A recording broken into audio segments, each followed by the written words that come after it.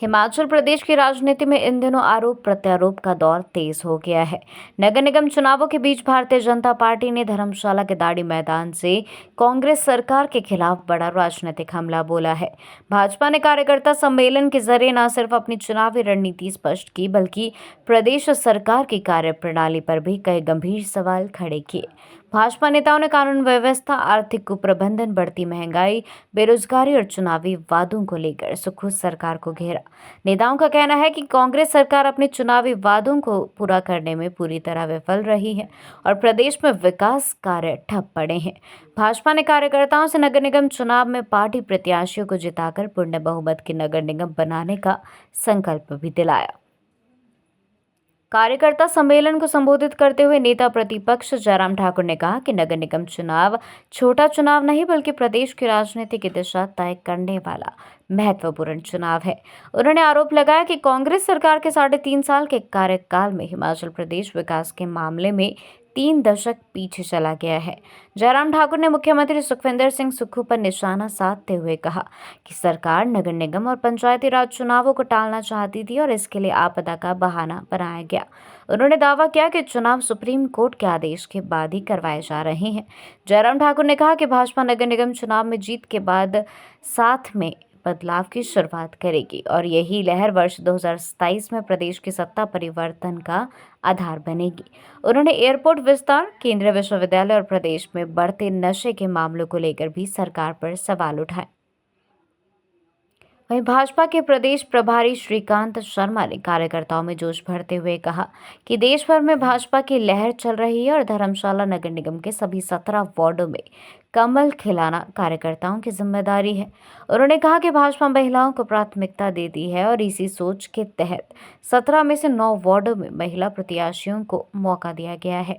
श्रीकांत शर्मा ने कांग्रेस पर व्यक्तिगत आरोपों की राजनीति करने का आरोप लगाया और कहा कि जनता अब कांग्रेस को जवाब देने के लिए तैयार है। धर्मशाला के विधायक सुधीर शर्मा ने जनसेवा ऑन भ्रष्टाचार गॉन का नारा देते हुए कार्यकर्ताओं में उत्साह भरा। उन्होंने कहा कि नगर निगम चुनाव धर्मशाला शहर को नई दिशा देने का अवसर है और भाजपा इसे विकास के मुद्दे पर लड़ रही है। सुधीर शर्मा ने आरोप लगाया कि पिछले 10 वर्षों में नगर निगम के कई विकास कार्य धरातल पर नहीं उतर पाए। उन्होंने कहा कि अगर नगर निगम में भाजपा के पार्षद चुनकर आते हैं तो विकास कार्यों को गति मिलेगी और शहर की तस्वीर बदलेगी। कांगड़ा संसदीय क्षेत्र के सांसद राजीव भारद्वाज ने भी कार्यकर्ताओं को संबोधित करते हुए कहा कि नेता केवल दिशा दिखा सकता है, लेकिन जीत सुनिश्चित करना कार्यकर्ताओं का काम है। उन्होंने कहा कि दाड़ी मैदान भाजपा के लिए शुभ साबित होता रहा है और इस बार भी यहीं से जीत की शुरुआत होगी। सांसद ने स्मार्ट सिटी परियोजना को लेकर सवाल उठाते हुए कहा कि केंद्र से पैसा आने के बावजूद कई कार्य जमीन पर नजर नहीं आए। भाजपा नेताओं ने प्रदेश की आर्थिक स्थिति को लेकर भी सरकार को घेरा। उनका कहना है कि हिमाचल प्रदेश पर कर्ज का बोझ लगातार बढ़ रहा है, जबकि विकास कार्यों के बजाय राजनीतिक नियुक्तियों और सलाहकारों पर करोड़ों रुपए खर्च किए जा रहे हैं। हालांकि कांग्रेस सरकार लगातार भाजपा के इन आरोपों को राजनीति से प्रेरित बता रही है और दावा कर रही है कि प्रदेश में विकास और जनहित की योजनाएं प्राथमिकता के आधार पर चल रही है।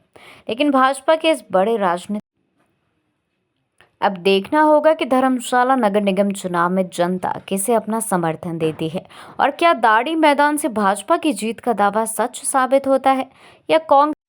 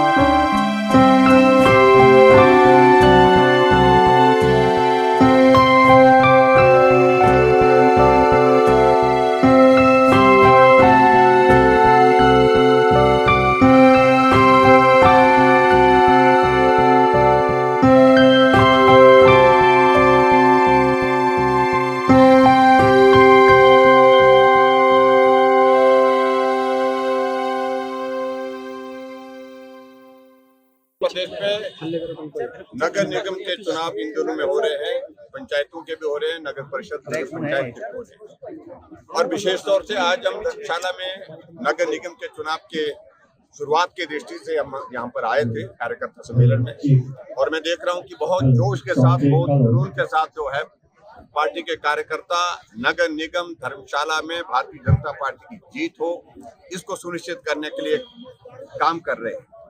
और मैं सभी कैंडिडेट्स जो हमारे यहाँ पर 17 वार्ड हैं, सभी को शुभकामनाएं देता हूँ। और हिमाचल प्रदेश में कांग्रेस सरकार को उखाड़ फेंकने की शुरुआत यहाँ से होगी। चुनाव टालने की वजह मात्र एक थी, और वो वजह ये थी कि चुनाव होंगे तो कांग्रेस हारेगी, भारतीय जनता पार्टी जीतेगी, इसलिए चुनाव को टाला जाए, इतना टाल सकते हैं।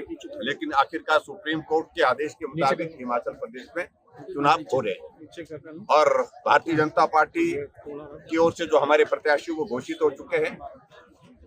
और मैं यही कहूंगा कि पिछले 3.5 वर्ष के कार्यकाल में हिमाचल प्रदेश में सब जगह काम ठप पड़ा है। खासतौर अगर हम धर्मशाला की अगर बात करें, स्मार्ट सिटी के प्रोजेक्ट की डीपीआर तक नहीं भेज पाए जब से कांग्रेस की सरकार बनी। स्मार्ट सिटी के अतिरिक्त जो है, जो विकास कार्य धर्मशाला के अंतर्गत हो रहे थे, वो सारे के सारे रुके पड़े हैं, अवरुद्ध पड़े हैं, अधूरे पड़े हैं।